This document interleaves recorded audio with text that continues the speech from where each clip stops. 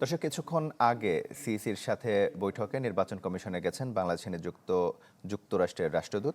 এ বিষয়ে আলোচনাতে আগারগাঁও নির্বাচন ভবন থেকে আমাদের সঙ্গে সরাসরি যুক্ত হচ্ছেন আশিকিন প্রিন্স। প্রিন্স, বৈঠকে কোন বিষয়গুলো আলোচিত হতে পারে?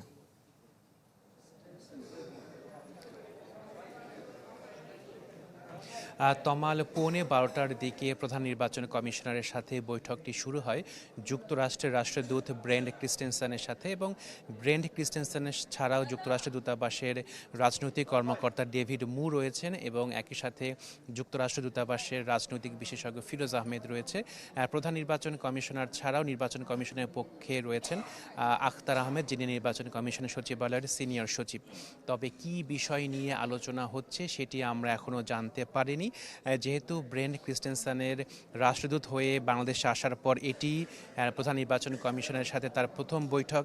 একই সাথে 12 ফেব্রুয়ারি গণভোট এবং জাতীয় সংসদ নির্বাচন অনুষ্ঠিত হবে। ধারণা করা হচ্ছে যে নির্বাচন এবং গণভোট নিয়েই মূলত আলোচনা হচ্ছে, এবং সেখানে আইনশৃঙ্খলা পরিস্থিতি, নির্বাচন কমিশনের সর্বশেষ প্রস্তুতি সব কিছু নিয়েই মূলত আলোচনা হতে পারে বলে আমরা ধারণা করছি। একই সাথে দেশের বর্তমান রাজনৈতিক যে পরিস্থিতি রয়েছে সেই বিষয়গুলো নিয়েও আলোচনা হতে পারে বলে আমরা ধারণা করছি। নতুন বাংলাদেশ গড়তে এলো জুলফিকার স্টিল। জুলফিকার স্টিল, ইস্পাত দৃঢ় অঙ্গীকার।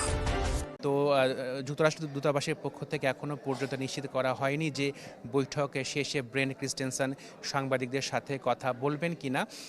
একই সাথে নির্বাচন কমিশনের পক্ষ থেকেও বৈঠকটির পরে কোনো সাংবাদিকদের সাথে কথা বলা হবে কিনা সেটি বিষয় কিন্তু এখনও পর্যন্ত নিশ্চিত হওয়া যায়নি।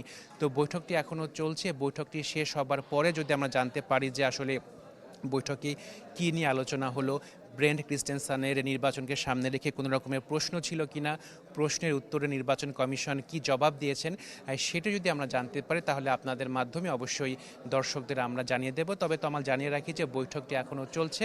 তো বৈঠক শেষ হওয়ার পরে মূলত আমরা জানতে পারবো যে কী নিয়ে আলোচনা হলো। তো মূলত এই হচ্ছে সর্বশেষ তথ্য আমার কাছে নির্বাচন কমিশন থেকে। তমাল।